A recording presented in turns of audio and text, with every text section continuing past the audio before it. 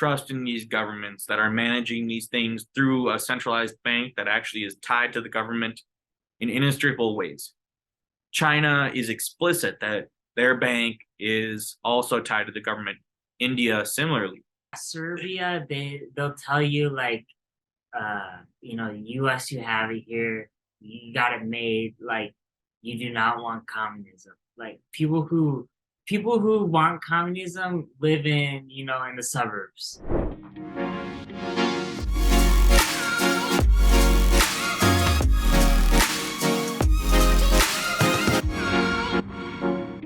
Hey guys, welcome to another CryptoSparta Podcast. We're back. We have this is maybe the doldrums, but not really. Like, people start to get excited. Things are happening. Like, the market has been erratic a little bit, but recently, as of late, it's gone down. But I'd say the past 7 days, Bitcoin, Ethereum, we've seen some green candles, and so money is getting made. Bitcoin is still 22K, so it's it dipped from 23 and it's went down to 21, and it's kind of 21.7. And so Bitcoin and Ethereum, Ethereum also is the same, where it's it's been hovering around 1500, 1600 to 1500. Do you have targets, Brian?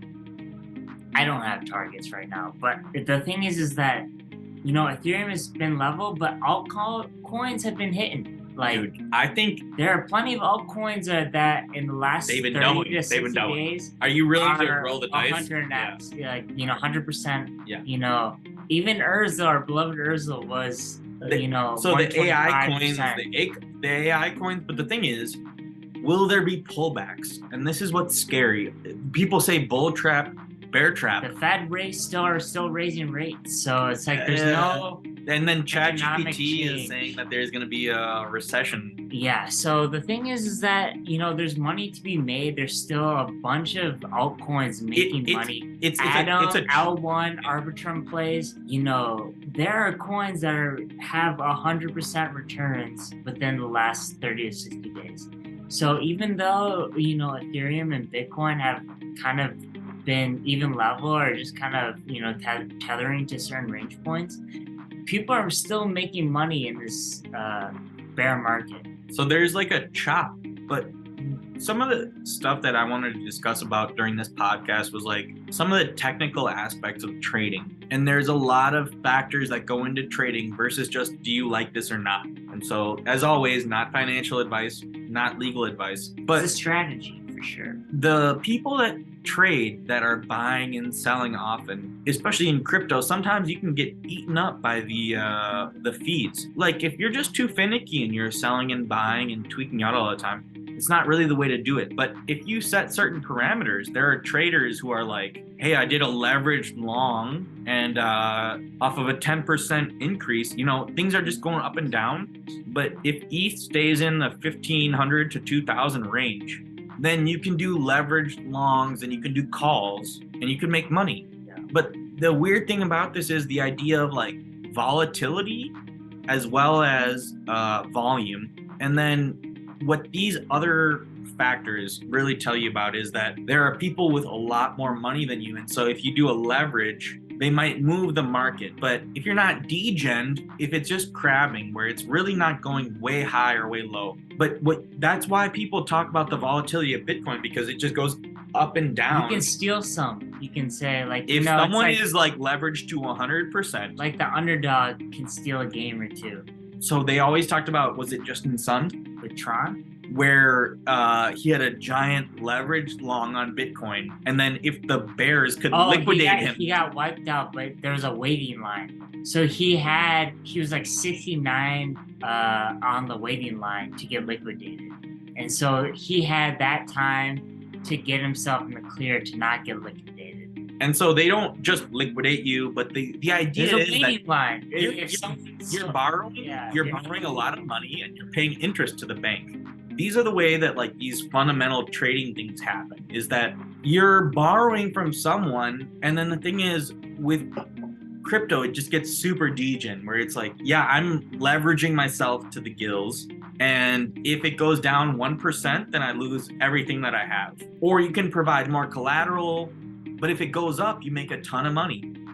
But then all of this leverage completely distorts the real market. But people aren't leveraging that much on there, like in making money. I think it's Exactly. like people are investing in the altcoins the and like thing is- finding the narrative and actually like investing in the right coins and they're making money. If you're like bullish or bearish, but if Ethereum or Bitcoin or whatever you're gambling on just crabs, crab is walking sideways. Yeah, Because so the crabs walk sideways, the bulls they go up, the bears they go down, but the crabs that go sideways. Just like a heart rate. To borrow money, that to believe either that it's going to go up or down, you're taking on leverage where you're borrowing from someone and then you have to pay a percentage of the amount of money. The more that you borrow, the higher the percentage.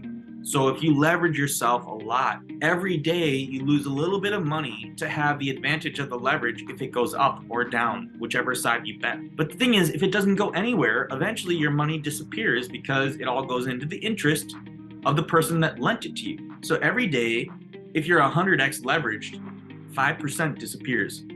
And then when you don't have enough collateral, you can't keep your bet open. If Bitcoin goes up to 60,000 overnight and you're 100x leveraged, you can put $10. 100x is then what? $10,000, and then $10,000 at 20 at 21,000, and it goes up to 60,000. So off of $100 bet, you have $10,000 bet at $20,000. So you have a half of Bitcoin, and if Bitcoin goes up to 60,000 and you sell, then you make 30,000. These are all minus the yeah.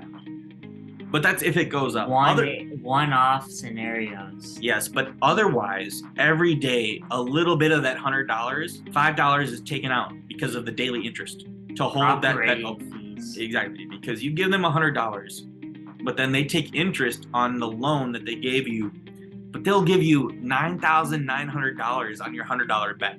But they'll take $5, so you have 20 days for that bet to pay out, or else your money disappears and you get liquidated.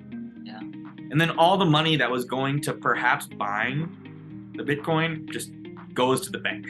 And then it used to be the idea that Sam Bankman-Fried would liquidate you. But he's not there anymore. He's not there anymore. So there has been a little cleanse from FTX, fallout. And now we have a much kind of cleaner market where, you kind of got to burn the prairie to let things grow a little bit. So there's a lot of healthy growth.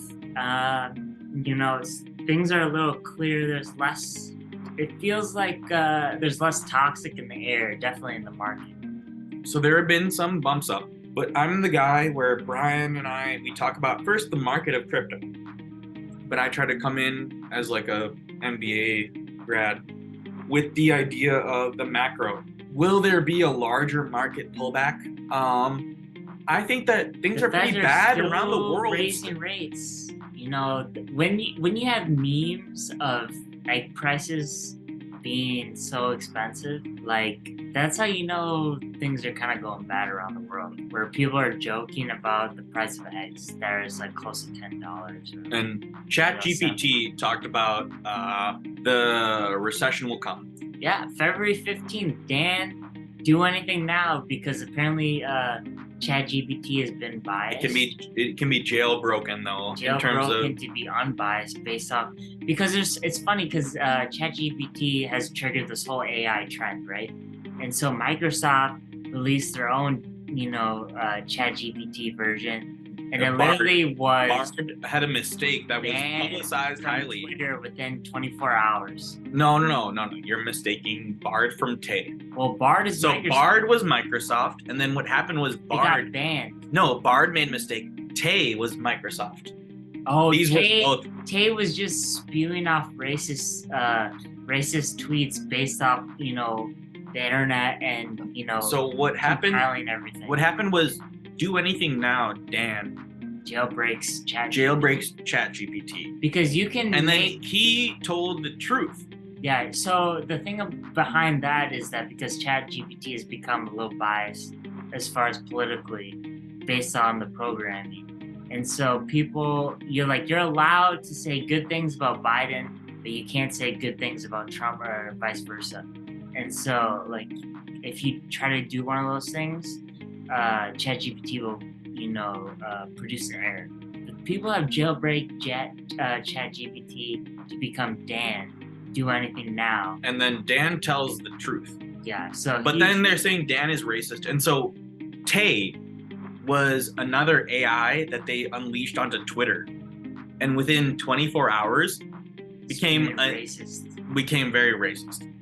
And so then the thing is, when you train it on the data that is the internet, but then if the people that are training ChatGPT are leaning towards a certain, it's very clear that the bias is towards Biden, transgender rights. You can't say certain things about certain types of people. Yeah. And so a lot of things that they deem offensive, if you give it certain prompts, it will shut down. Provide an error. So, like, what was I gonna say? So it's like all these errors, and then it's crazy with ChatGPT, and so that's why the deep AI play is actually Chainlink.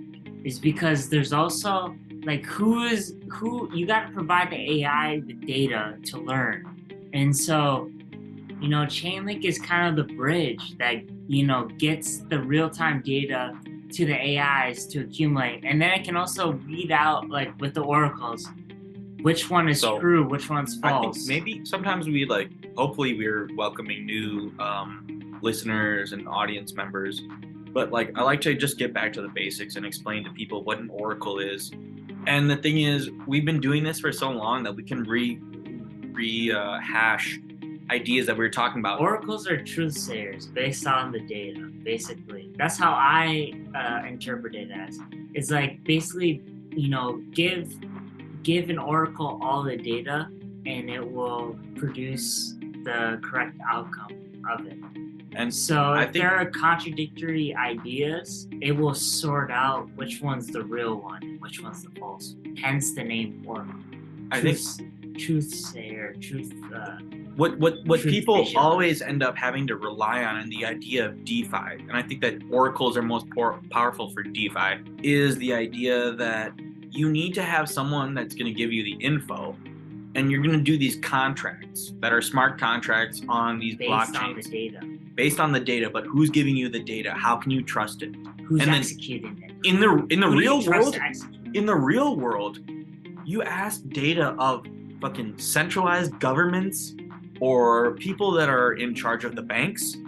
They ask you, what are rates? It's also up to the Federal Reserve, unelected people. What I dream of is when DeFi really takes over, all of these things will not be handled by people who are biased and influenced by the governments or the currencies that they represent. What we need to understand is that all of these currencies, the euro, the dollar, the yuan, they are just backed by trust in these governments that are managing these things through a centralized bank that actually is tied to the government in inextricable ways.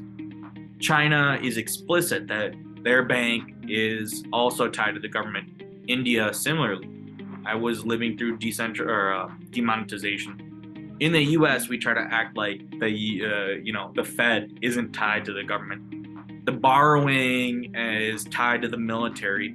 All these are shit coins. Every coin, it's just up to if we decide whether or not we trust them. But then we make deals. We make loans. Hey, man, will you lend me? People don't understand that buying a house is basically a leveraged loan, where will the bank give me 5-10 times how much money I have on the promise that I earn money and I'll pay them every month to buy a house? This is a leveraged loan, but people do this with crypto or with anything, where can I go to the bank and ask for a loan but they end up taking interest. This is how DeFi works. Who tells the people how much money you make? Or how do you tell them how much you deserve? It's a credit rating by the system, the AI, the data. The data. So that's why the data is self-executing, hence smart contracts. So I mean, with the whole AI trend, you do see the DeFi ripple effects because people are seeing the need for DeFi. Do you need bankers? They take out fees because they give you customer service. Transactions. Why don't we just do everything on crypto? Exactly. Why don't we do everything on crypto? Why don't we do it mathematically? Eliminate the middleman. On the blockchain. I don't want a private company. Yeah. Wells Fargo, I bank with them. I'll talk shit to them to their face. Yeah. They take out too big of loans. Interest. They don't give back money if you deposit on their checking account. If I do everything in crypto, I can do things immediately. Sometimes my transfers around the world for my employees take 5 days.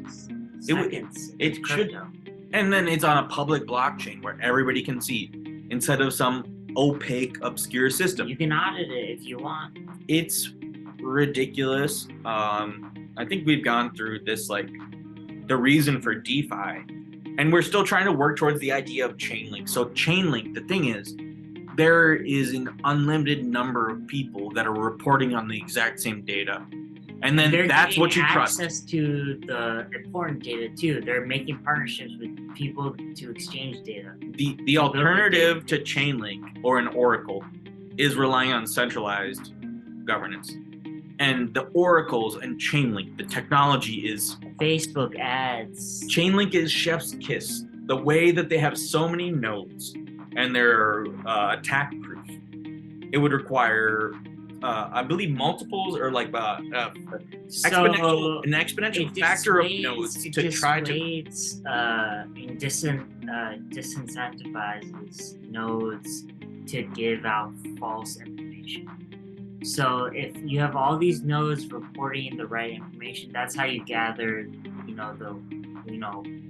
one real truth. But if you have bad actors, but the system really disincentivizes bad actors. So the cool thing about Chainlink that we need to explain is the idea that all of these decentralized exchanges that are giving, what people need to understand is that decentralized exchanges give better deals because rather than paying out money to all the middlemen, it's just a open source system that everybody can see. What are the rates? What are the loans at? When do I get liquidated? And then the counterparties are decentralized. So everyone is lending money to everyone. When I take out a loan for my credit card company, it's fucking 22%. APR is terrible. When we start loaning to each other through decentralized finance, when I lend my money to the bank that holds my money, I get less than 1%? Yeah. So in your savings account, you're getting less than 1%, and they're using your money. And then they're making 7, 20, whatever. I couldn't close my savings account instantaneously and say I want 15 grand in cash. Basically, they're not going to close that account and give you 15 grand. There's a limit to how much you can withdraw, and there's almost so much money in the bank at one time. So dealing with banks is such a hassle, especially with large purchases, probably over $10,000, I would say. So they're talking about the CBDCs in England, and I don't want to get too conspiratorial, but they talk about the 15-minute cities. They're going to try to the CBDCs, and then also you see, Visa, MasterCard testing credit card payments with crypto or crypto payments. And I do these transfers internationally to pay my employees in India. And it takes 5 days, and I'm so upset that I can't just do crypto. But apparently it's inefficient use of capital because they get taxed 30% on any crypto, even if I transfer them dollars crypto. Well, that's just US. I mean, that's USDC India law. and USDT that's is India law. Exactly. So they're taxed on crypto. This is exactly my point, is that these governments are fighting this stuff. Well, this is the good transition to our own battle in the US right now, so a lot of this depends on regulation, right? So India, there's a 30% tax. US, there's no, it's treated as a stock. There's limited regulation, but people are pushing for more regulation, especially with the FTX, collapse. And so right now, CEO of Coinbase, Brian Armstrong, has, started, a chain of events, chain reaction of events. He basically put the middle finger up. Yeah, basically leaked confidential information. Are basically information told in confidence not to leak, like backroom deals. Basically saying that the U.S. wants to consider staking illegal, and so that just inhibits the whole proof of stake philosophy of Ethereum, and then also staking that got DeFi very popular in the first place. Stake high APYs on lending coins, which we call staking basically. And so if the US bans staking or considers that illegal, as huge ramifications on innovation, right? Like who, from a builder standpoint, developer standpoint, for Chainlink, for example, they rely on staking for their whole thing. Why would they want to operate in the US if that's considered illegal? Or Yeah, like why? and then the legal challenges are extreme in the US, like very high, and the taxes. And then the thing is, when it comes to crypto, like people are going to be pushed into stuff. They talked about Netflix. Did you hear about how they were saying we're gonna crack down on people sharing passwords? Yeah, And then apparently, like Pirate Bay literally. exploited it. Well, so you want to explain Pirate Bay, but no, it like went up like 30% that day. Like the amount of people downloading torrents. Yeah, torrents. And it's like at a certain point, They like try to change. don't comply. Don't tread on me. They try to don't change comply with the IP address, but that actually like hurts the people actually like traveling and who are like they try to like source the IP to They went their back on home it. address. They went back on it. Because like it doesn't work out for people who are traveling, and use their account, while they're traveling. Well, the crazy thing is the idea of don't comply, where when do people get pushed to a certain extent? And I mean, in terms of personal freedoms, I'll just have like a brief moment where it's just, dude, the way that they tell people, what can you do? What can you do? Should we play that? No. We should. No, it's funny, but no, yeah, we shouldn't. But return account. That's what basically we're referring to back in the day. Are we allowed privacy? Are we allowed guns? Are we allowed to defend ourselves? Are we allowed to? Under the influence. What can we do with our computers? Yeah. What gets us in trouble? And I saw some people in England, they get in trouble for memes. If you meme about like the royal family, yeah, like you can get in trouble. That's communism, man. I mean, from your family. What did your family tell you about communism? It's bad. It's not good. It's not good. Yeah. It's not Any good. immigrant family who escaped communism, Vietnamese or or Cuban, they'll say or like Eastern European, like wherever it's. Yeah, Serbia. They'll tell you like, U.S. you have it here, you got it made. Like you do not want communism. Like people who want communism live in in the suburbs in the U.S. Like they don't know the hardship, and so the immigrants. Yeah, talk to any immigrant. Communism bad, okay? Yeah. Well, in Colombia, they see the Venezuelans fleeing Venezuela. Yeah, inflation and like it's just really rough. And Venezuela, they had all the gas and they were rich. So it was really weird because the Venezuelans used to be like, we're rich. And then it was like communism. They're like, we're broke. And it's like, didn't you have a ton of oil? And they're like, yeah, it just got pissed away. Yeah, we don't know where the money went. It went to some other dude. That's the thing where it's like there's like communism maybe ideologically is okay. But the thing is human nature. People are crooks. People have self-interest. We're gonna get into NFTs though, and I'm making a little executive decision. We're gonna take a little halftime break, but we're gonna get into NFTs. Yeah, so NFTs. The thing about we've talked about these narratives, and NFTs have actually been picking up steam. It's like they haven't gone anywhere. Like checks have also like done really well. Or like this new project called Checks. And it's basically Twitter verification, different stickers in like a canvas, and like name brands like Budweiser are tweeting back Kompai Pandas, they've been doing big. Daniel's been super into them. Yeah. It's crazy. Their floor's gone up, even though Ethereum might be up.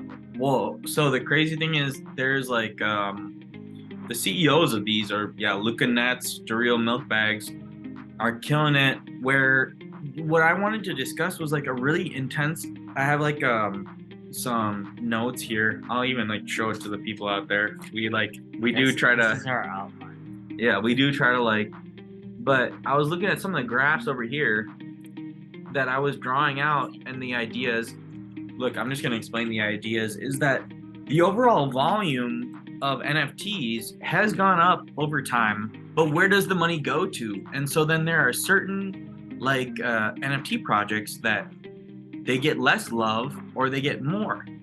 And then are people still going? And so Doodles was at 34. Doodles was 34 ETH. Now they're at 5, but Pudgy Penguins are going up. The Kompai Pandas are going up. And Checks, Jack the Butcher, who made Checks, yeah, he made it so that they burn and like kind of got more hype. So recently, that's where the money goes to. Overall, NFTs are down. But what we had talked about last time was that a lot of the volume was fake. So look, there's a lot of money that goes into NFTs. And there's money that goes into expensive NFTs or low priced NFTs, Checks, all these like things that are kind of, or maybe things that don't get as much attention anymore, but you want to join in. But what's hot? And the hot ball of money went into Checks. The Pudgy Penguins are moving up. The Doodles are going down. Azuki, Clonex. There's a lot of these things. Also, Moonbirds.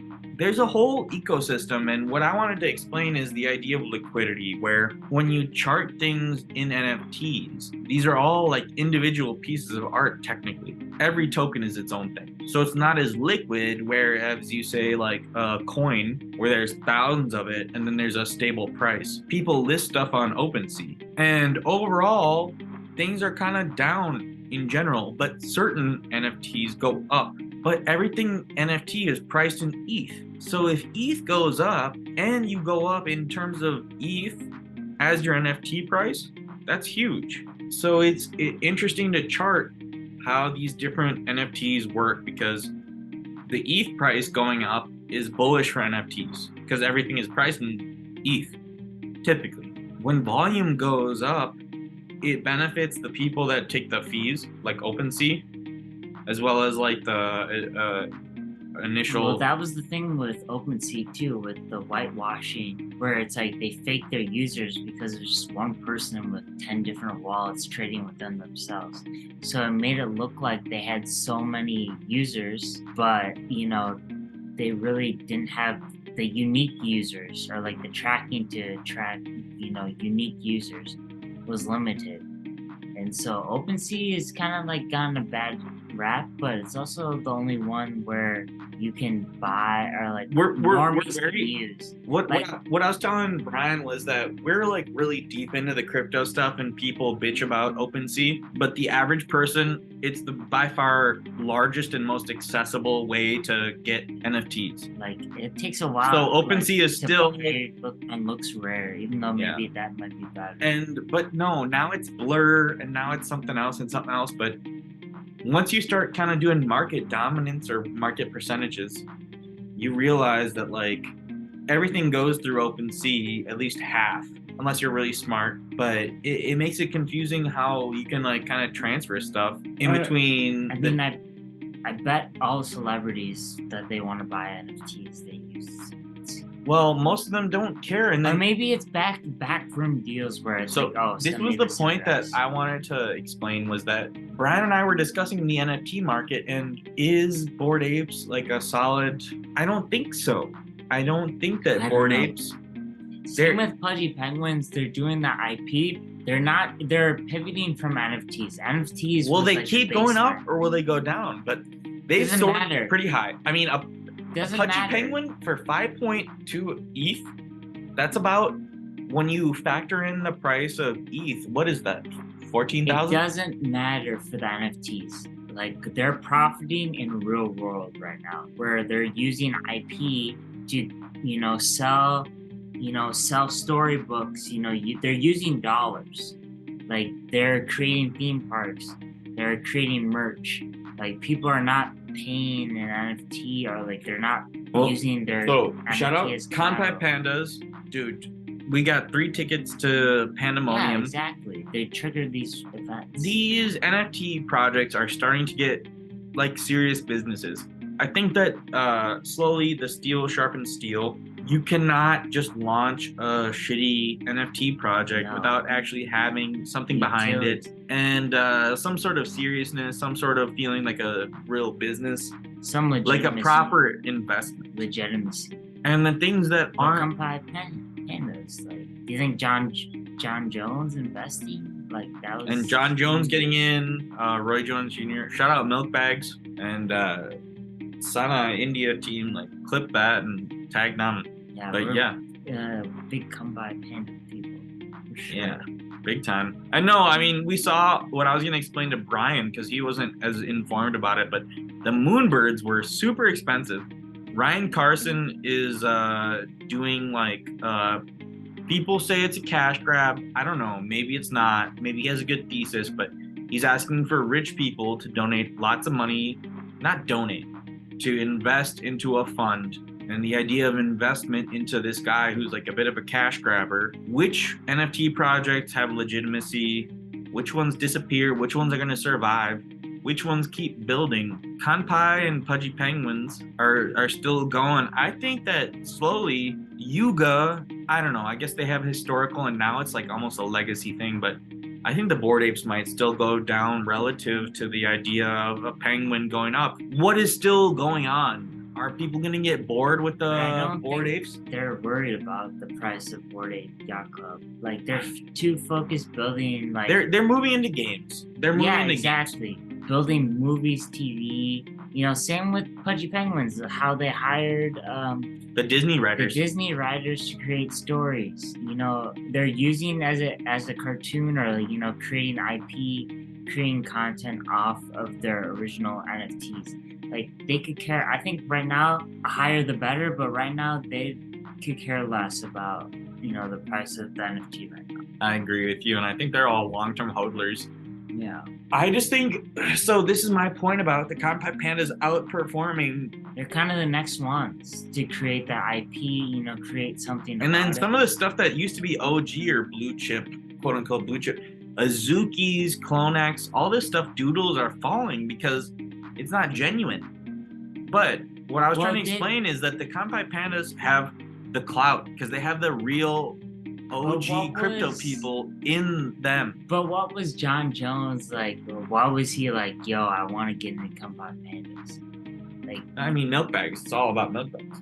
Was he like, I'll give you a bag, or like, was he like trying to convince? I assume it's like a $500,000 at least. So I think that why John Bones? Like, he hasn't found 3 years. So the way that it works is I believe that milk bags has gotten in by just spending his own money, but the thing is, it's so about investment where there's like a certain point where if you over-invest, you end up winning. Like, you have to invest more than you expect to make a successful business. And if he has the people that he has now, it's like so hyped up, you end up winning. And it's not actually about, that's why, Pfizer, a lot of the people that are in the pharmaceutical industry, they spend 30% of the money, of the profits, on having hot blonde chicks sell to doctors and to dentists. Pharmaceutical sales, that used to be the job for hot chicks. A little dirty secret.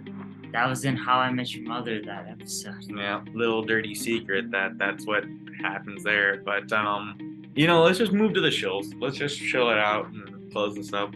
Like, I know we've been a big proponent of Chainlink, and we talked about the AI potential of Chainlink. But for me, I have a more personal story.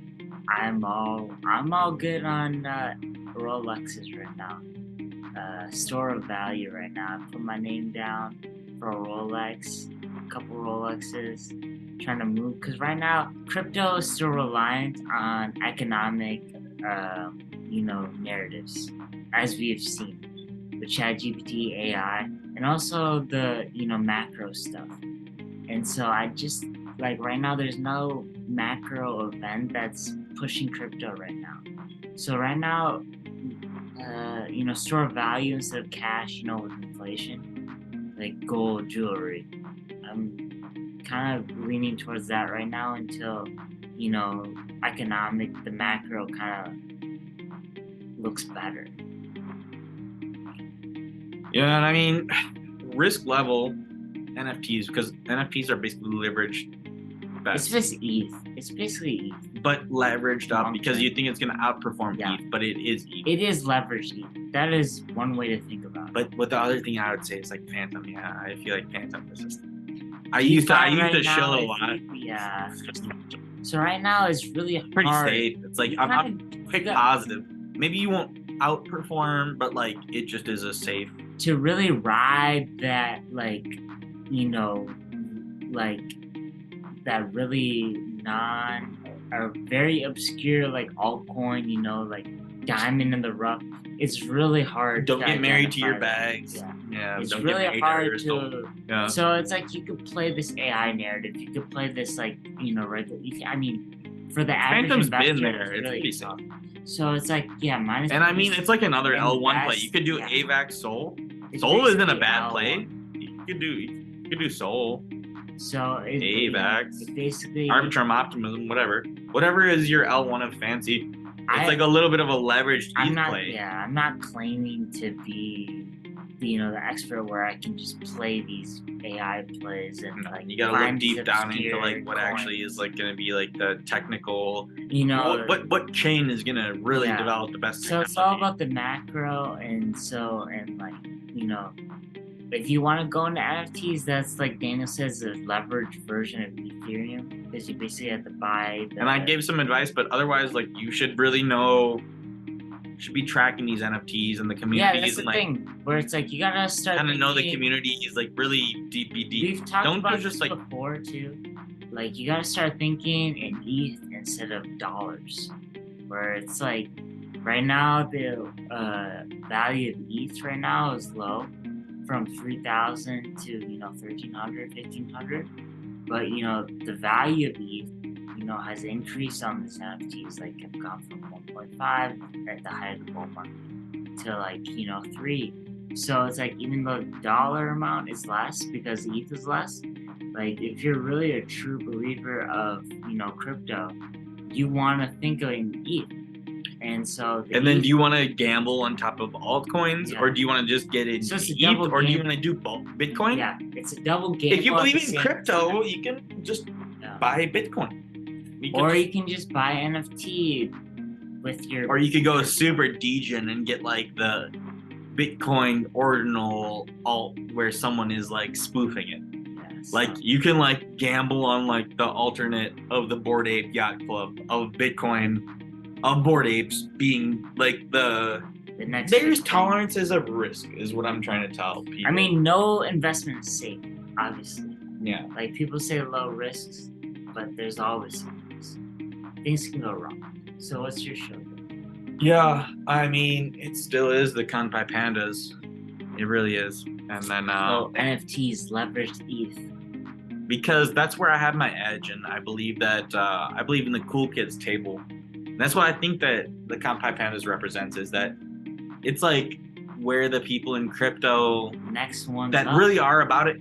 The thing is, what I was telling Brian was the Bored Apes. It's there's all these rich people that don't care about NFTs that bought them for clout. I think Bored Apes are going to go down. Pudgy Penguins, I think, will go up. I still like Pudgy Penguins, but I think Kanpai Pandas is even more leverage for that.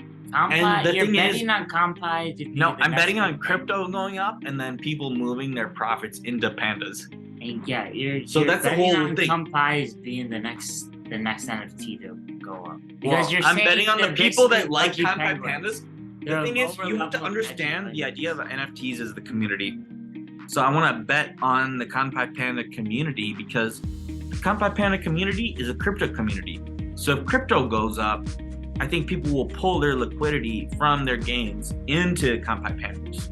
And so where is the hot ball of money moving from? It used to be the L1 trade. It's DeFi summer. There's Chainlink when the bear market was like years ago. There's all sorts of stories.